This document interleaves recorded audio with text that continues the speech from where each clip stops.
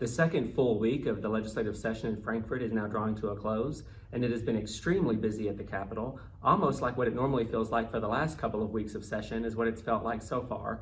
But that's good because several very important bills have passed all the way to the governor or been moving through the process that KSBA supports on behalf of our members and of course our students.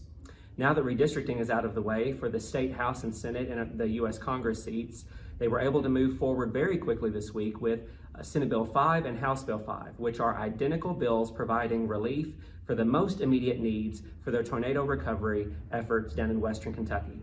A major part of that bill would provide $30 million in state funding almost immediately directly to school districts for their most pressing needs now. Legislators in both chambers said that they will continue reviewing the needs that districts have in operating in Western Kentucky throughout the rest of session, and other pieces of legislation may follow, especially in the budget bill. And the budget bill is also something that we think will move very soon. Of course, House Bill 1 has already been reviewed by KSBA out to our members, and you know that House Bill 1, the House version of the budget, meets most of the budget priority points in KSBA's legislative agenda. It is very good for public education in many ways. Of course, you also know that the governor has made a budget proposal that in several areas would propose an even increased level of funding in some areas for education. When we get the actual bill text of his proposal, we will of course analyze it as well. But continue looking forward next week, possibly early next week, to see the budget moving through the process and getting some hearings and votes in the House.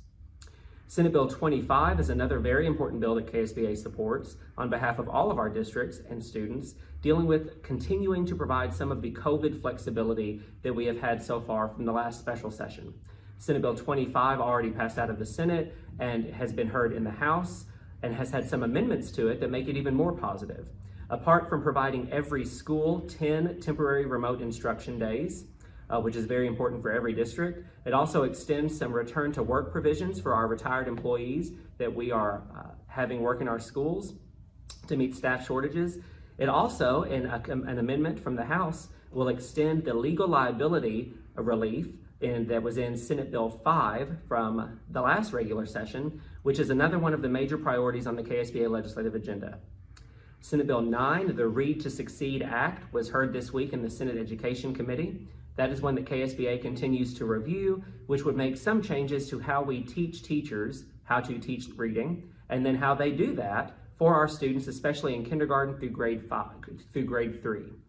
Very important to know, as they said several times in the Senate Education Committee, this bill does not make any change whatsoever to the Read to Achieve program, the Read to Achieve grants, or staff that may be funded in Read to Achieve funded positions in Kentucky school districts. In closing, Senate Bill 1 continues to be our foremost priority for KSBA. The Senate Bill 1 has already passed out of the Senate. It is now sitting in the House. We will continue to provide public information on our social media channels and information in our meetings directly with legislators, explaining exactly what Senate Bill 1 does and does not do for our school district operations. Please continue to review that bill with your House members. Stay tuned, as many other bills that could impact education have already been filed. More are filed every day, including a school choice related measure that has been filed this week. A bill was filed that would make a few changes to the scholarship tax credit or the education opportunity accounts tax credit that passed last session. KSBA will be reviewing this bill, but of course keep in mind that that issue from last session is still pending a hearing in our high court in Kentucky at the Kentucky Supreme Court. That case has not been rendered an opinion yet, so that is still somewhat up in the air. However, the final thought is that one thing has been cleared up by the courts this week. Our U.S. Supreme Court has now issued an opinion revolving the vaccine mandate at the federal level under OSHA.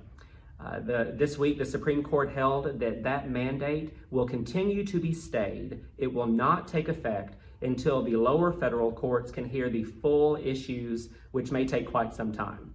So in other words, that is temporarily not going to take effect, and we will continue watching that situation over the weeks or maybe even months ahead. Thank you so much for watching and for your engagement with our legislative advocacy on behalf of public education in Kentucky.